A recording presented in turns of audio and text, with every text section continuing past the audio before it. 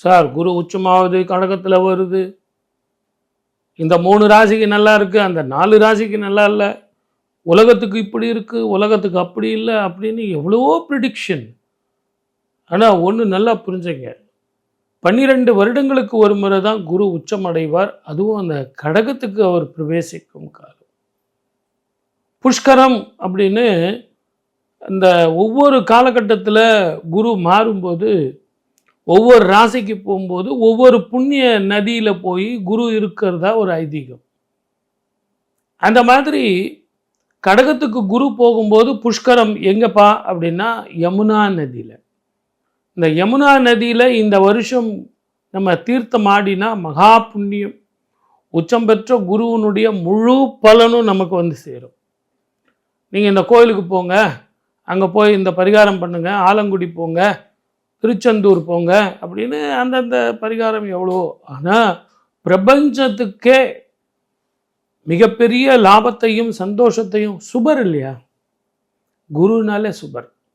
சுபர் அப்படின்போது என்ன நமக்கு ஏற்படும்? கல்யாணம் பண்ணுறது, குழந்தைங்க பெற்றுக்கிறது, வீடு வாங்கிறது, வாகனங்கள் வாங்கிறது, வீட்டில் சந்தோஷமாக இருக்கிறது, நிறைய பணம் சம்பாதிக்கிறது, கடன் தீர்றது, வியாதிகள் போகிறது, மருத்துவ செலவு குறையிறது. இப்படி சுப பலன் தானே. அதனால தானே அந்த குரு பெயர்ச்சி அப்படின்னாலே ஒரு உத்வேகத்தோடு நம்ம டிவியில் பார்க்குறோம், யூடியூப்பில் பார்க்குறோம்.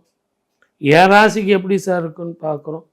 இந்த யமுனை நதியில் தீர்த்தம் ஆடிட்டு புஷ்கரம் நம்ம இந்த ஆண்டு வந்து குரு பெயர்ச்சியை கொண்டாடினோம் அப்படின்னா இந்த வருஷம் முழுவதுமே சுப பலன் அதிகமாக இருக்கும். பலனும் நமக்கு வந்து சேரும். நீங்கள் இந்த கோயிலுக்கு போங்க, அங்கே போய் இந்த பரிகாரம் பண்ணுங்க, ஆலங்குடி போங்க, திருச்செந்தூர் போங்க அப்படின்னு அந்தந்த பரிகாரம் எவ்வளோ. ஆனால் பிரபஞ்சத்துக்கே மிகப்பெரிய லாபத்தையும் சந்தோஷத்தையும் சுபர் இல்லையா, குருனாலே சுபர். சுபர் அப்படின்போது என்ன நமக்கு ஏற்படும்? கல்யாணம் பண்ணுறது, குழந்தைங்க பெற்றுக்கிறது, வீடு வாங்கிறது, வாகனங்கள் வாங்கிறது, வீட்டில் சந்தோஷமாக இருக்கிறது, நிறைய பணம் சம்பாதிக்கிறது, கடன் தீர்றது, வியாதிகள் போகிறது, மருத்துவ செலவு குறையிறது. இப்படி சுப பலன் தானே. அதனால தானே அந்த குரு பெயர்ச்சி அப்படின்னாலே ஒரு உத்வேகத்தோடு நம்ம டிவியில் பார்க்குறோம், யூடியூப்பில் பார்க்குறோம். என் ராசிக்கு எப்படி சார் இருக்குன்னு பார்க்குறோம். இந்த யமுனை நதியில் தீர்த்தம் ஆடிட்டு புஷ்கரம் நம்ம இந்த ஆண்டு வந்து குரு பெயர்ச்சியை கொண்டாடினோம் அப்படின்னா இந்த வருஷம் முழுவதுமே சுப பலன் அதிகமாக இருக்கும். ஆகவே தயவு செஞ்சு இந்த நிகழ்ச்சியை பார்த்துட்டு இருக்கிற பொது பலனில் எனக்கு பணம் கிடைக்குமா பட்டம் கிடைக்குமா பார்க்குற நீங்கள் அதுவும் பாருங்கள், நான் வேண்டான்னு சொல்லலை. அதே நேரத்தில் இந்த புண்ணியத்தையும் நீங்கள் சார் நான் கடகராசி மட்டும்தானா, மேஷ ராசி மட்டும்தானா, 12 ராசியில் ஏதாவது ஒரு ராசியா, நான் இந்த நட்சத்திரமாச்சே, நமக்கு நிறைய சந்தேகம்.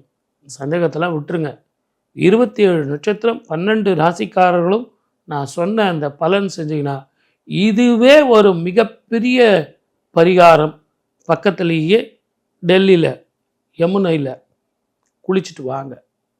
அந்த குளியலுங்கிறது புஷ்கரம் அப்படிங்கிற பலன் கிடைக்கும்.